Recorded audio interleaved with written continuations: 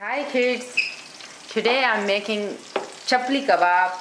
I hope so you like. I'm making next week chicken biryani. Alright, so the things that we are going to need for the kebabs are going to be a pot or something that you can mix it in. So right now we have a metal tray, and you can just mix it in there, wash it, and then throw the kebabs back in there with whatever you want to eat it with. We usually eat this with rice, or we can even make burgers out of it with like cheese, and they're pretty much just like burger patties, and they're like super good and they're super easy to make. Then you're gonna need corn flour. We have ground meat or chicken. What is it? Chicken breast. Chicken. This is chicken breast, ground chicken breast, and this is pretty much 2 cups right here.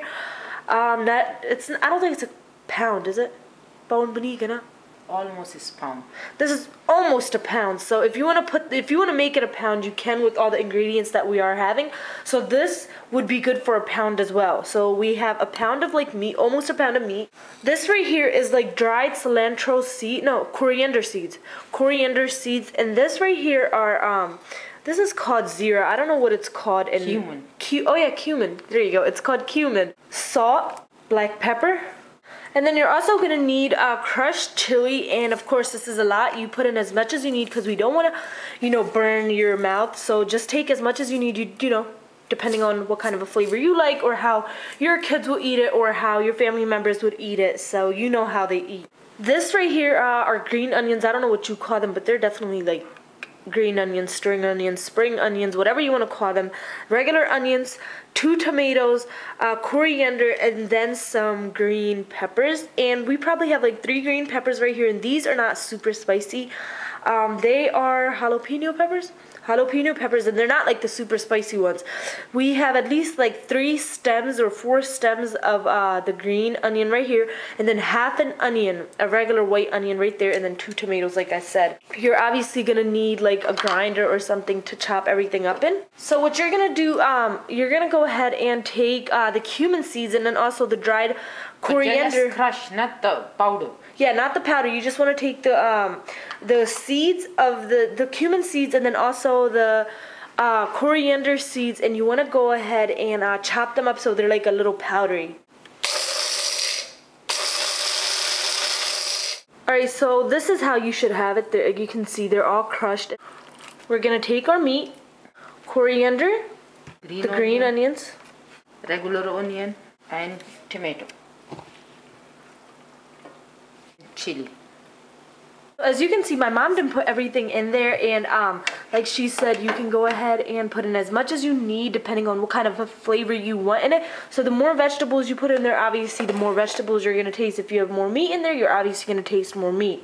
Go ahead and put in salt, as much salt as you think will be good. And pepper, like I said, this all depends on your flavor. You don't even have to put it in there if you don't want to. But we usually like to put it in there.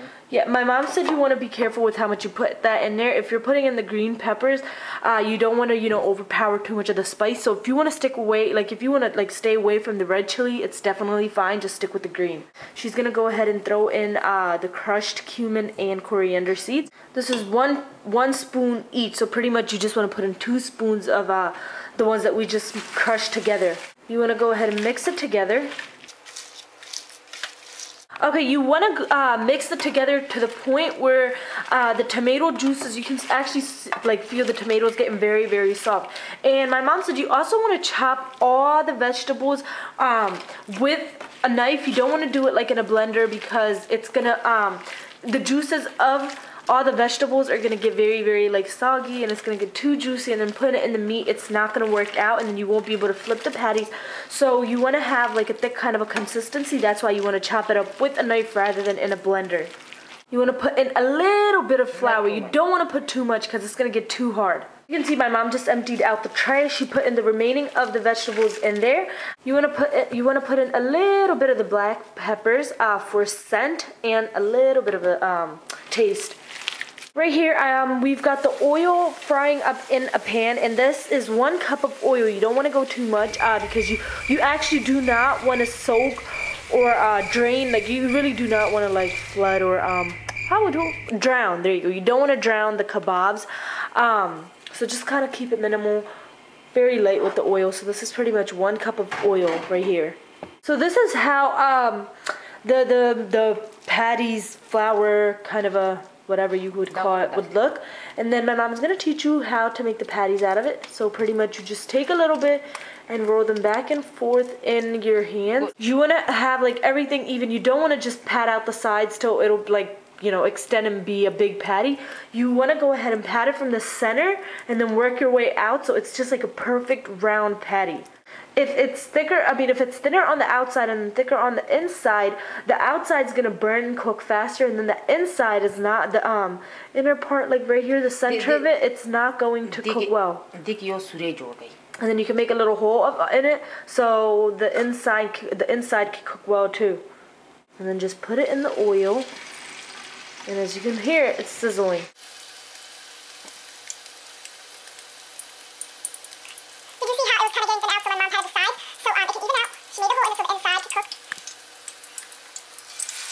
It'll take 7 to 10 minutes to cook the patties. Now you can also do this in the oven, so if you are not into like the whole grease and stuff and you don't want to do a lot of the oils because you are health conscious and you don't want your kids to be eating a little fat, then you can definitely do this in the oven. Just make the patties normal, put it on a frying pan, just make sure you spray the pans or whatever kind of the greasy stick-free spray you have, and just, you know, place it in there and put it in the oven to cook for the regular 5-10 minutes.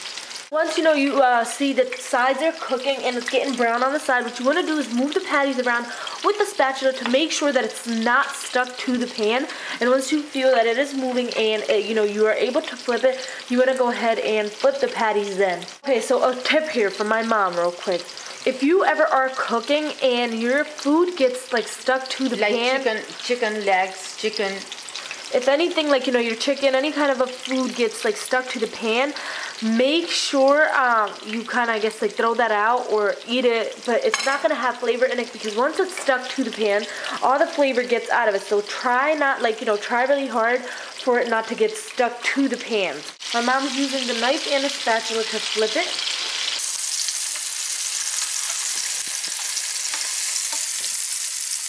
So the patties are done, and my mom is just gonna go ahead and take them out. And as soon as your patties like start to get brown like this, then you know that they are done. So you want to go ahead and put them in a plate, and it'll work really good if you put like a tissue under it, so all the grease can drain out of it, and then you can, you know, go ahead and put it onto a different plate to garnish it, and, you know, put it in bread, whatever you want to do with it. This is the final result. As you can see, it looks so yummy, and I've also garnished it, and yes, I had the pleasure to do that. And you know, we just put some cucumbers on, and then once you're done and you want to put like, you know, oh, my mom said to put lemon on it to give you that sour taste. And I hope you guys enjoy this. And my mom said she's still making more right there, because, you know, we're kind of like badasses. So have fun and see you next week.